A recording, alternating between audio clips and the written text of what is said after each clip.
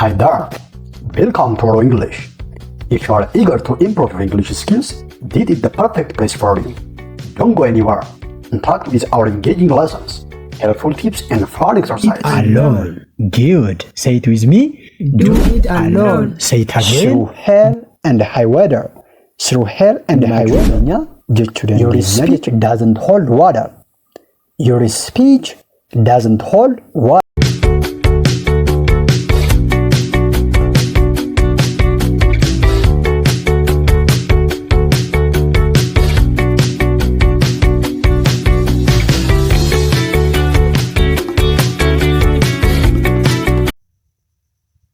kutaa torbaatammaaffaa part 17.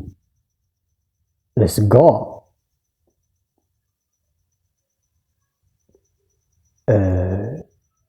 Abaluun callisee odeessaa Mr. X or Miss Y or anybody callisee haasahaa callisee akkana jedhaa malee wanna qumna gara qabu yookiis wanna dhugaa ta'e tokko naasa'uu ni jenna. Kun yeroo hedduu daily jechoota fayyadamnu keessaa isa tokkodha jechuudha. So afaan Ingiliffaatiin calliseema haasaa, calliseema odeessaa jechuu yoo barbaanne maal jennaa? You can try. Eenyutu yaaluu danda'a? Good.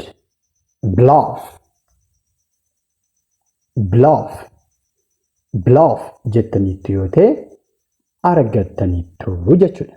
Excellent. Bluff jechuun callisanii odeessa talkative isa jennudha jechuudha. Bluff. He's bluffing. He's just bluffing. She's just bluffing. Abaluun isheen isaan callisanii haasa'u jechuu yoo barbaanne bluff. jedhameen afaan bluff. Good. Bluff. Akka kana jennaa jechuudha. Interesting. I'm not bluffing. You guy, I'm not bluffing. Trust me, I'm not bluffing. Na'amani. Ani callisee haasaa jira miti. Gurbaana or intala yookiis kanaaf kan kana fakkaata. Na'amani. Ani calliseen haasa'aa jira miti jechuu yoo barbaanne I am not jedhutti daballee I'm not. Isti jedhameen afaan I'm not. Great. I'm not bluffing jechuun calliseeman haasa'aa jira miti. Jechaa jirra jechuudha. He's just bluffing. Darling, or leave him alone. He is just bluffing. Inni calliseema haasa'aa jira. Waan ta'eef waa'ee isaa dhiisi or hin dhiphatiin jechuu barbaanne he's just bluffing jechuu dandeenya jechuudha. Inni callisee odeessaa jira. Calliseeti haasa'aa jira. Calliseema haasa'aa jira jechaa jira jechuudha. He is just bluffing. He's just bluffing. Interesting. Great. Akka kana jechuu dandeenya jechuudha. Why are you bluffing?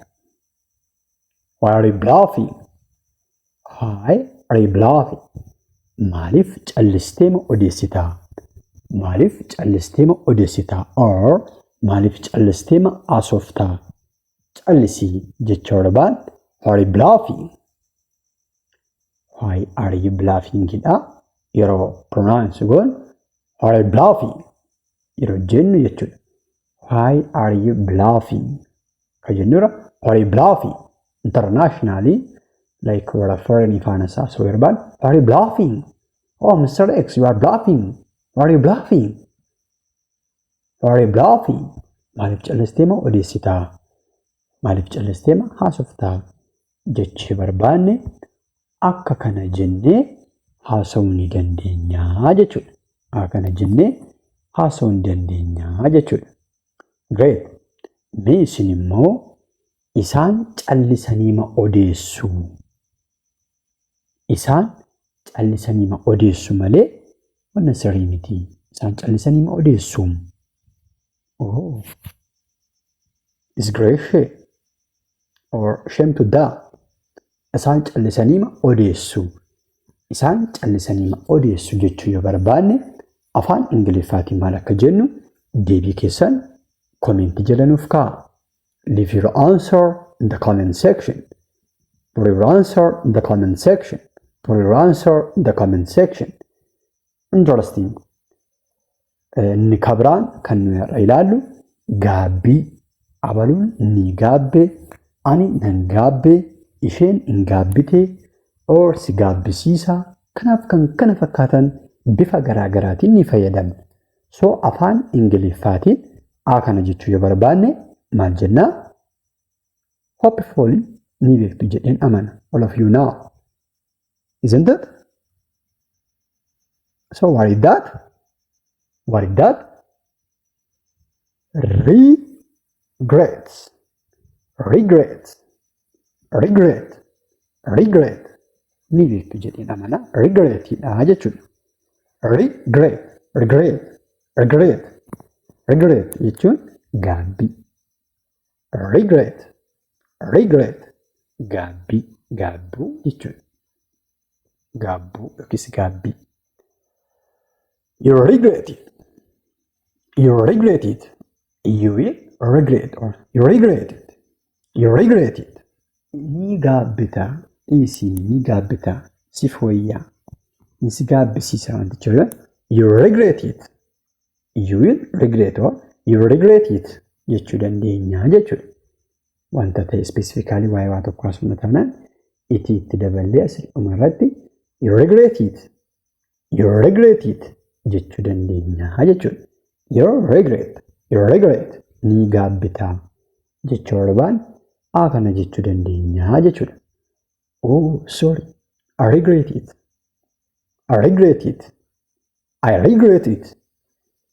Na gaabbisiisa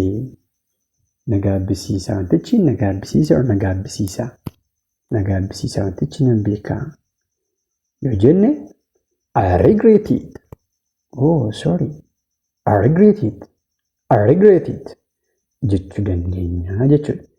Nan gaabbii na gaabbisiisa wantichi na gaabbisiisa jechuu barbaan kana jechuu dandeenya jechuudha. I don't have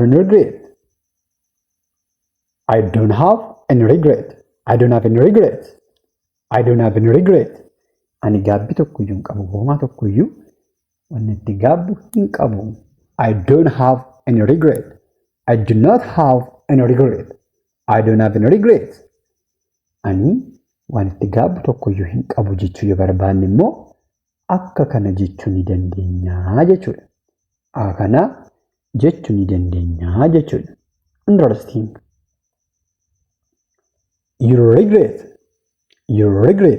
Ni gaabbita si gaabbisiisa jechuu barbaan you regret jechuu dandeenya jechuudha.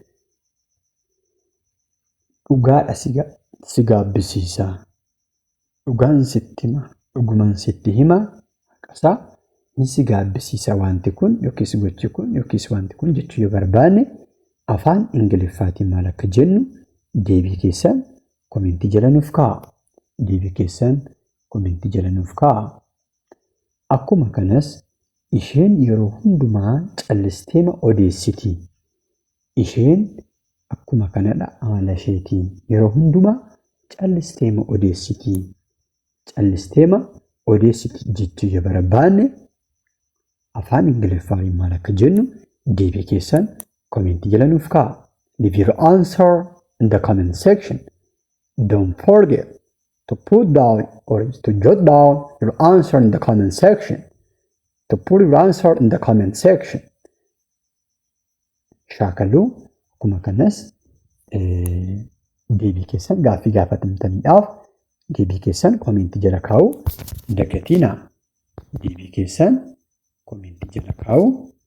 Dagatina. Good.